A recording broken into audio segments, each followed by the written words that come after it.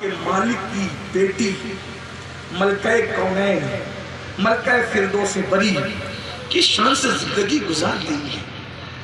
جب دوپٹہ پھٹ گیا مولا مشکل کشا نے مشورہ دیا اپنے بابا سے مانگ لے آؤ، وہ تو مانگنے والوں کو جنگل بھر بھر کے بکریاں دیتے ہیں، وہ تو مانگنے والوں کو مالا مال کر دیتے ہیں، لے آؤ نا دوپٹہ۔ سیدہ نے کہا چلے گئی، جانے کے بعد بابا سے کہا بابا میرا دوپٹہ اتنا پھٹ گیا ہے، آپ نیا دوپٹہ نہیں طلب کر رہی ہیں، بلکہ کیا کہا دوپٹہ اتنا پھٹ گیا ہے، پیون لگانے کے لیے میرے گھر میں کپڑا نہیں ہے، بابا آپ پیون لگانے کے لیے کوئی کپڑا مجھے دے دیں تاکہ اس پھٹے ہوئے دوپٹے میں کپڑا لگا کر پیون کر لوں۔ میرے آقا نے فرمایا فاطمہ اس وقت ظاہری طور پر میرے گھر میں کچھ نہیں ہے، میں ظاہری طور پہ تمہیں کچھ نہیں دے سکتا، اور جو دینے کے لیے ہے ابھی بدر و احد کے یتیم لوگ باقی ہیں، ان کا حق دینا باقی ہے، اس لیے میں تمہیں ابھی کچھ نہیں دے سکتا۔ ہاں میرے گھر میں اونٹ کا چمڑا پڑا ہوا ہے، اونٹ ذبح کیا گیا تھا، اس کا چمڑا پڑا ہوا ہے، اگر تم یہ چمڑا لے جانا چاہو تو میں تمہیں یہ چمڑا لے جانے کی اجازت دیتا ہوں، اسی اونٹ کے چمڑے سے اپنے دوپٹے میں پیون لگا لینا۔ تاریخ کی اوراق گواہ ہے، کون و مکان کے تاجدار، مالک و مختار، مالک جنت، مالک کوثر، خالق کل نے آپ کو مالک کل بنا دیا، دونوں جگہ ہے آپ کے قبضہ و اختیار میں۔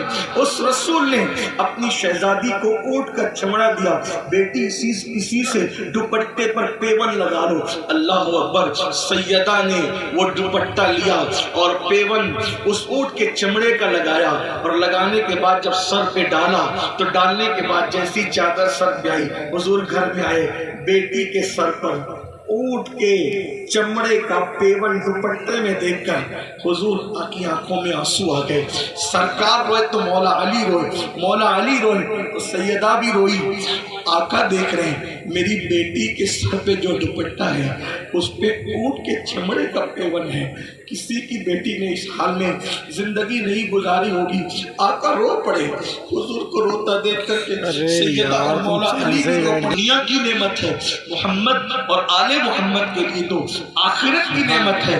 آپ سے پوچھنا چاہتا ہوں یہ تکلیفیں کس کے لیے تھی، یہ مصیبتیں کس کے لیے تھی، یہ پرہیزگاری کس کے لیے تھی؟ ہماری بیٹیوں کو سلیقہ سکھانے کے لیے۔ آج ہماری بیٹیاں موبائل پر گفتگو کر رہی ہیں، انٹرنیٹ کے ذریعے، فیس بک کے ذریعے رشتے طے ہو رہے ہیں، شادی سے پہلے یہ سب کچھ ہو رہا ہے، کون کنٹرول کرے گا؟ اور یہ کنٹرول کوئی کر سکتا تھا تو معاشرے کے جوان کر سکتے تھے، مگر جو جوان خود آوارہ ہو وہ قوم کی بیٹیوں کی عزت کی حفاظت کیا کرے گا؟ دنیا جان چکی ہے کہ تم بے غیرت ہو چکے، دنیا جان چکی ہے مسلم جوان بے شرم ہو چکے، دنیا جان چکی ہے کہ نشہ اور شراب اور زنا یہ آج مسلم جوانوں کا محبوب مشغلہ بن چکا ہے، اس لیے وہ ہماری بیٹیوں کو للچائی ہوئی نظر سے دیکھتے ہیں۔ جب تک مسلم جوان باغیرت تھا، بتائیں آج محلے کی بچیوں کو بھی پاک کی نظر سے لوگ تکتے ہیں، ایک دور وہ تھا کوئی غیر مسلم بھی اگر اپنی بیٹی کی حفاظت چاہتا تو وہ مسلمان کے گھر میں رکھ جاتا، اس کو اطمینان ہوتا یہ مسلمان لوگ ہیں، کسی کی بیٹی پر کبھی پاپ کی نظر نہیں ڈال سکتے، یہ اپنی پہچان تھی، یہ اپنا کردار تھا۔ لیکن گندی فلمیں، زنا کی فلمیں، سیریلوں کی وجہ سے آج میری قوم کے 80% جوان زنا اور بدکاری کی طرف جا رہے ہیں۔ مسلمانوں یاد رکھنا، کسی قوم کا جوان اگر سنور جاتا ہے اس قوم کی تاریخ سنہری حرفوں سے لکھی جاتی ہے، اور جس قوم کا جوان بگڑ جاتا ہے، آوارہ ہو جاتا ہے، اس قوم کو صفحہ ہستی سے مٹا دیا جاتا ہے۔ نوجوانوں کا تقدس ہی کسی قوم کو بلندی پہ لے جاتا ہے، اور نوجوانوں کا پاپ کسی قوم کو تباہ کر دیتا ہے، برباد کر دیتا ہے۔ میری قوم کے جوانوں تم جوانی کو سمجھتے کیا ہو؟ اللہ کو جوان بھی پسند ہے اور جوانی کی عبادت بھی پسند ہے۔ جانتے ہو اللہ کے رسول علیہ السلام نے فرمایا جو جوان جوانی میں پاک دامن ہو، جو جوان جوانی میں پاک دامن ہو، یعنی جوانی میں زنا نہ کرے، اپنے ہاتھوں سے اپنی جوانی کو برباد نہ کرے، گندگی نہ کرے، حرام کام نہ کرے۔ جب کوئی جوان جوانی میں مقدس بن جاتا ہے تو اس جوان کو اللہ 70 صدیقوں کا ثواب عطا فرماتا ہے۔ صدیق کسے کہتے ہیں؟ شہید سے بھی بڑا مرتبہ صدیق کا ہے، ولی سے بھی بڑا مرتبہ صدیق کا ہے۔ مرتبہ نبوت کے بعد سب سے بڑا مرتبہ اگر کوئی ہے تو وہ صدیق کا مرتبہ ہے۔ اور جوانی میں گناہ سے بچنے والے کو ایک دو نہیں 70 صدیقوں کا ثواب عطا کیا جاتا ہے، 70 صدیقوں کا۔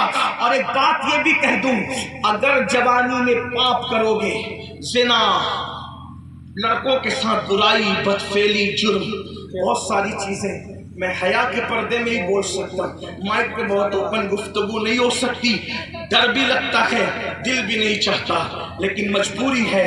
مریض جیسے ہوں گے دوائیں بھی تو ویسی کڑوی دینی ہی پڑے گی۔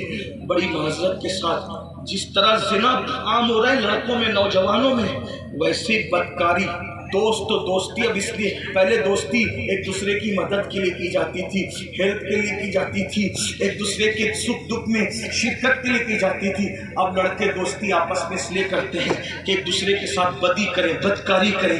یہ بھی گندی فلموں کی وجہ سے یہ گناہ پرموٹ ہو رہا ہے۔ پتہ اس کا انجام کیا ہے؟ اللہ اکبر، جب کوئی مرد کسی مرد کے ساتھ بدکاری کرتا ہے، حیا کے پردے میں کروں، بہت اوپن نہیں کہہ سکتا، حیا بھی تو کوئی چیز ہے نا، تو پتہ ہے کیا ہوتا ہے؟ آقا علیہ السلام فرماتے ہیں اللہ کا عرش کانپنے لگتا ہے۔ دنیا میں جتنے گناہ ہوتے ہیں، جتنے گناہ، 2 گناہ پہ عرش کے کانپنے کا ذکر ہے، 2 گناہ۔ ایک تو جب یتیم روتا ہے، جب یتیم روتا ہے تو اللہ کا عرش کانپتا ہے، اور نمبر 2 جب کوئی مرد کے ساتھ بدکاری کرتا ہے، گندا کام کرتا ہے، اللہ کا عرش کانپتا ہے۔ آقا فرماتے قریب ہے کہ آسمان گر جائے زمین۔ جب یہ گناہ ہوتا ہے، جب یہ گناہ ہوتا ہے توبہ کرنے لوگ، ورنہ اللہ کی پکڑ سے کوئی نہیں بچ سکتا۔ سب سے چھپ کے کرتے ہو نا، رب سے چھپ سکتے ہو؟ قرآن کہتا ہے ان اللہ کان علیکم رقیبا، اللہ تم پر کڑی نگرانی کر رہا ہے۔ سی سی ٹی وی کیمرے کے سامنے آتے ہو تو ناک صاف کرنے میں بھی شرم آتی ہے کہ میں سی سی ٹی وی کیمرے کے سامنے ہوں۔ پان کھایا، گٹکا کھایا تو میں تھوک کیسے دوں کیونکہ سی سی ٹی وی کیمرے کے سامنے۔ سی سی ٹی وی کیمرے کا اتنا خیال ہے اللہ دیکھ رہا ہے، اللہ دیکھ رہا ہے، اللہ دیکھ رہا ہے۔ ان اللہ کان علیکم رقیبا، اللہ دیکھ رہا ہے۔ اللہ کی قدر نہیں کرتے، باپ دیکھے تو سگریٹ نہیں پیتے، اللہ دیکھ رہا ہے بدکاری کرتے ہیں، اللہ دیکھ رہے زنا کرتے ہیں، اللہ دیکھ رہے۔ وما قدر اللہ حق قدری، اپنے اللہ کی تم نے وہ قدر کی نہیں جو کرنی چاہیے۔ کہتے ہیں مولانا لٹ رہے ہیں، پٹ رہے ہیں، تباہ ہو رہے، برباد ہو رہے۔ جو قوم اپنے اللہ کی قدر نہ کرے اس قوم کی قدر ہوگی۔ آج جو پوری دنیا میں ذلت اور رسوائی کے گھاٹ اتار دی گئی ہے، یہ قوم وجہ اللہ کی قدر چھوڑ دی۔ اللہ فرمایا وما قدر اللہ حق قدری، اللہ کہہ رہا ہے اللہ کی تم نے وہ قدر کی۔ میرے بھائی اگر 4 لوگ دیکھ رہے ہو نا، آدمی بڑا لقمہ نہیں کھاتا، بڑا لقمہ منہ میں نہیں ڈالتا، لوگ کیا کہیں گے؟ لوگ دیکھ رہے ہو تو بڑا لقمہ کھانے میں شرم آتی، اللہ دیکھ رہے تو زنا کیسے کر لیا؟ اللہ دیکھ رہے کانوں میں ایئر فون لگا کر کے گانے کیسے سن لیتے؟ اللہ دیکھ رہے نرم نرم گدوں پہ لیٹ کر زنا کی فلمیں کیسے دیکھ لیتے؟ اللہ دیکھ رہے۔ اگر یہ عقیدہ ہے کہ اللہ نہیں دیکھ رہا ہے پھر پوچھ لو ان علماء سے تم کون ہو، اور اگر یہ عقیدہ ہے کہ اللہ دیکھ رہا ہے اور پھر بھی یہ سب کر رہے ہو پھر بھی پوچھ لو کہ کون ہو، پوچھ لو نا ان علماء سے کون ہو، پوچھو اپنے علماء۔ سب پہ فتوے لگوانے کا شوق ہے، ذرا کبھی اپنے آپ کو بھی شریعت کی عدالت میں کھڑا کر کے دیکھو نا ہم کون ہیں۔ یہ اللہ کی قدر نہیں کرے، جو ماں باپ کی قدر نہ کرے مرتے وقت اس کی زبان پہ کلمہ نہیں آتا، جو اللہ کی قدر نہ کرے۔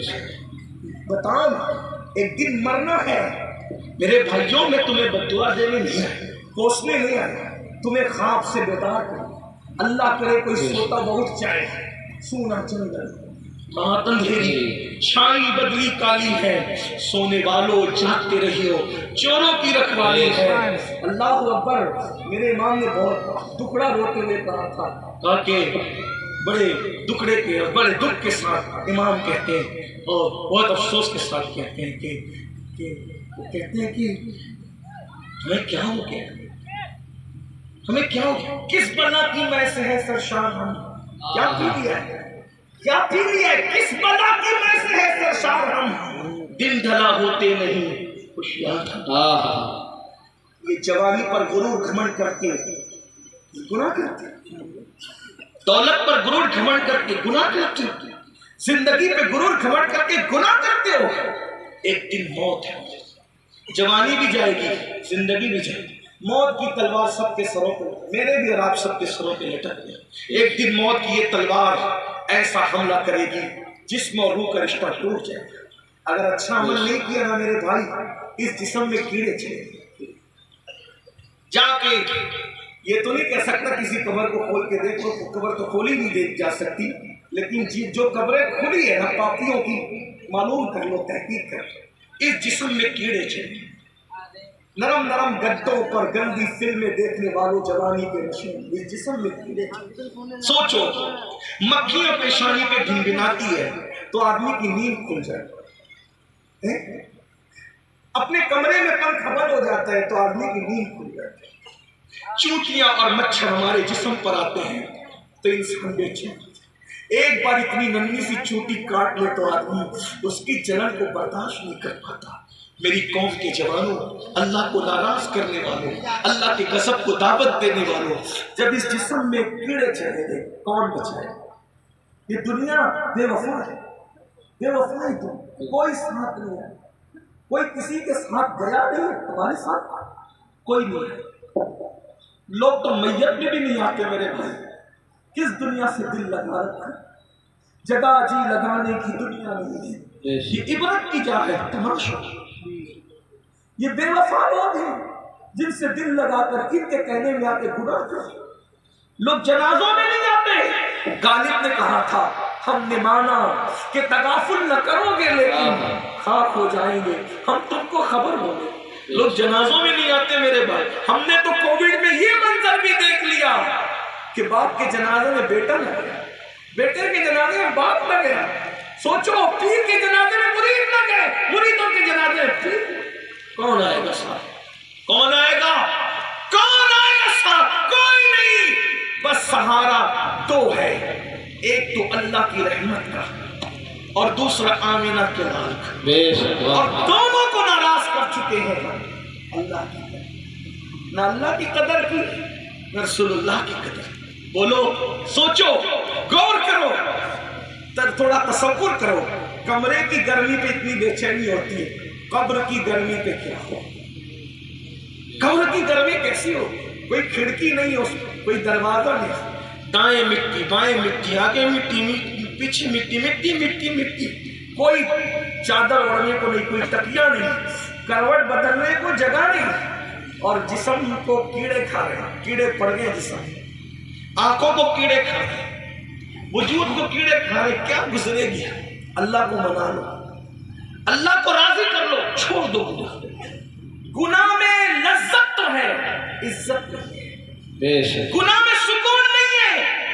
آج توبہ کر لو، زندگی کا کوئی بھروسہ نہیں، آج اپنے آپ کو بدل لو، آج اپنے آپ کو تبدیل کر لو، آج اپنے آپ کو چینج کر لو۔ جلدی جلدی سے پڑھ دیتا ہوں وہ روایت جو پڑھ رہا تھا۔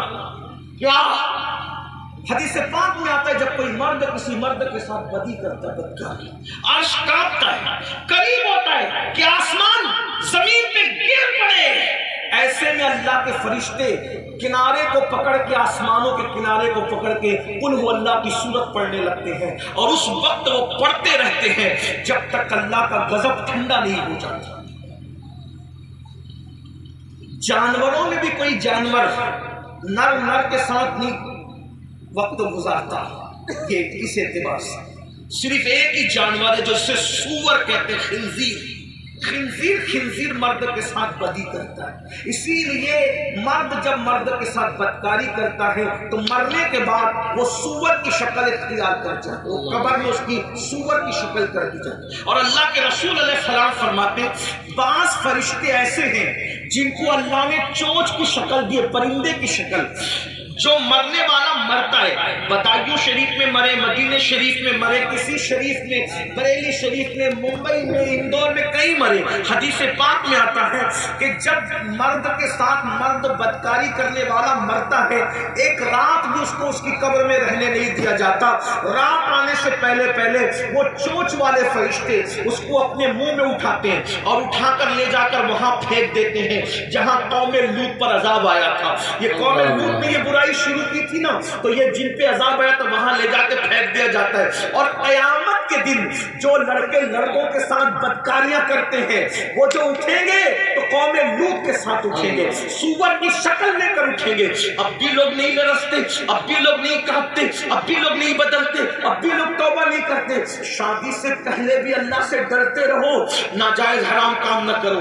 بات سمیٹتے ہوئے آخری بات کہہ دوں، توبہ کرو، اس لیے کہ مجھے وقت پہ دوسرے پروگرام کے لیے سفر کرنا ہے۔ آخری بات کیا، توبہ کرو۔